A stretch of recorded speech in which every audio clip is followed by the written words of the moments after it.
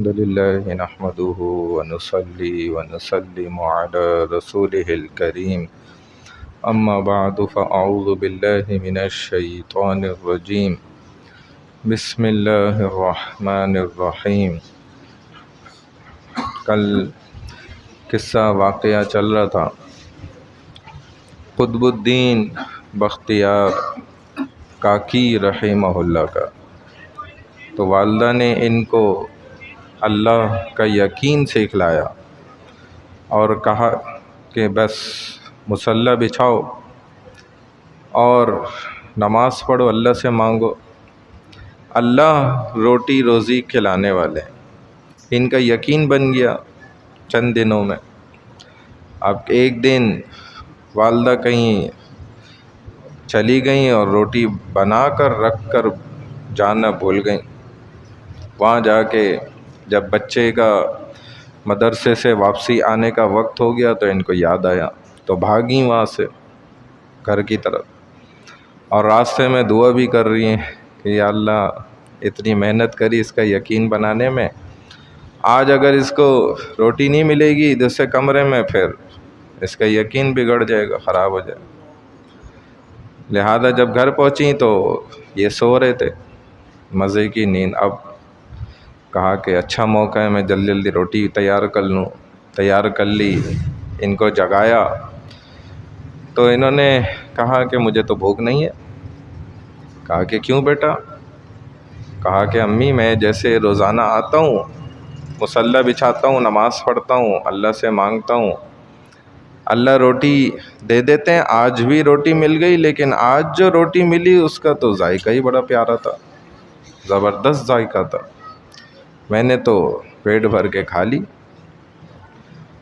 تو والدہ خوش ہو گئی، حیران کہ چلو اس کا یقین درست ہو گیا۔ کہتے جب ان کا انتقال ہوا تو علماء فرماتے ہیں، فقہاء لکھتے ہیں کہ واقعی بعض لوگ ایسے ہوتے ہیں کہ وہ 40 مومن کسی کا جنازہ پڑھتے ہیں اور اس کی مغفرت اللہ فرما دیتے ہیں، اور بعض ایسے ہوتے ہیں کہ جنازہ پڑھنے والے اس جنازے کی برکت سے ان کی مغفرت ہو جاتی ہے، یہ بھی ہو سکتا ہے۔ فرماتے ہیں بہت بڑے میدان میں ان کا جنازہ رکھا گیا اور لوگ جانتے تھے ان کے مقام کو، تو چوٹیوں کی طرح ایسے جمع ہو گئے، پتہ نہیں کتنی تعداد تھی، اور سب نے جنازہ پڑھا۔ کہتے ہیں جب جنازہ رکھا گیا تو ان کا وصی آگے نکل کے آ گیا صف میں سے، جس کو وصیت فرمائی تھی، انہوں نے کہا مجھے انہوں نے وصیت کی تھی، میں ان کی وصیت سنا دوں، 4 صفات جس شخص کے اندر ہوں وہ ان کا جنازہ پڑھائے گا۔ فرمائے کہ پہلی صفت یہ ہونی چاہیے کہ اس انسان کی کبھی بھی ساری زندگی فرض نماز کی تکبیر اولیٰ فوت نہ ہوئی ہو، یعنی صاحب ترتیب ہو۔ صاحب ترتیب کون ہوتا ہے یہ بھی بتا دوں گا انشاءاللہ۔ دوسری صفت یہ ہونی چاہیے کہ اس نے کبھی بھی ساری زندگی، یعنی ایسا پکا نمازی ہو، اس نے تہجد کی نماز کا ناغہ نہ کیا، ہمیشہ ہر روز اس نے تہجد اہتمام سے پڑھی ہو۔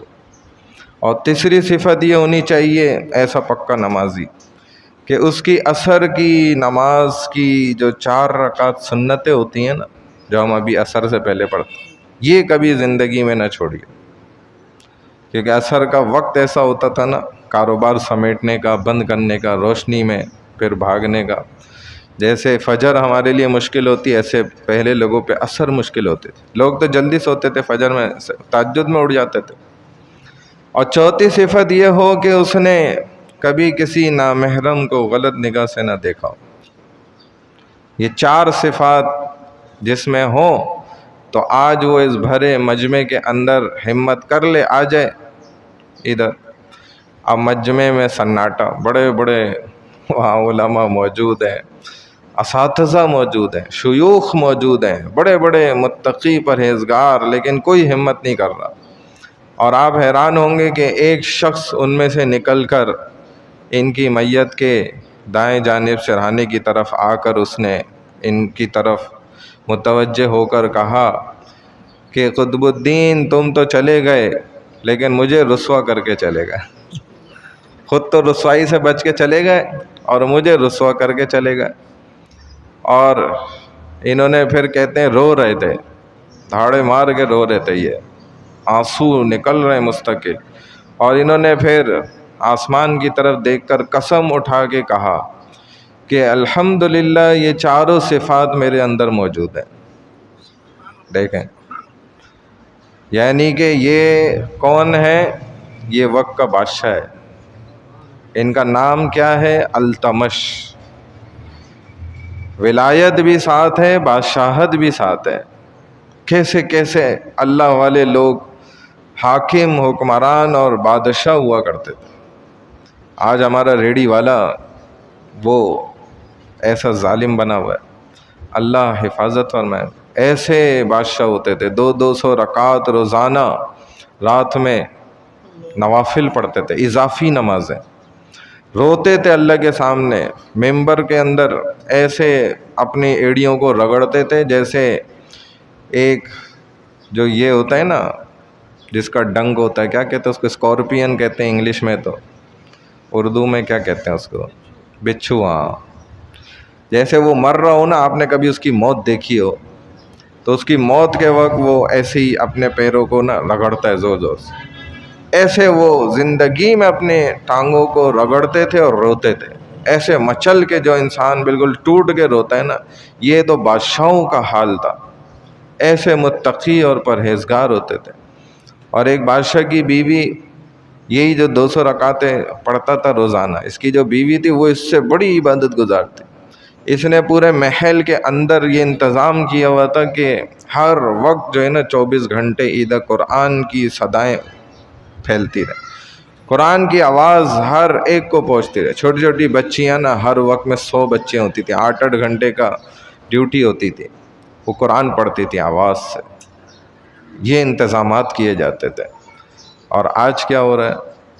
اور لوگ اپنے بچوں کو ادب سکھلانے کے لیے اللہ والوں کے پاس چھوڑ کے جاتے تھے کہ حضرت آپ اس کو، بادشاہ لوگ چھوڑ کے جاتے تھے اپنی اولادوں کو بچپن سے ادب سکھانے۔ آج بچے کدھر جا رہے ہیں؟ ان اسکول میں، ان پلے ایریاز میں جدھر ان کو میوزک کے ساتھ جو ہے نا، گانے کے ساتھ ناچنا، بچے بچیوں کے ساتھ، اور پتہ نہیں کیا کیا الٹی سیدھی چیزیں سکھائی جاتی۔ تو بے ادبی تو آ جائے گی بالکل، اور بے ادب تو کبھی جنت میں نہیں جا سکتا۔ ادب والے لوگوں کے لیے جنت اللہ نے بنائی ہے، بے ادبوں کے لیے نہیں بنائی۔ بہرحال صاحب ترتیب کیا ہوتا ہے انشاءاللہ زندگی رہی تو ضرور عرض کر دوں گا۔ سبحان اللہ و بحمدہ، سبحانک اللہم و بحمدک، نشہد ان لا الہ الا انت، نستغفرک و نتوب الیک، برحمتک یا ارحم الراحمین۔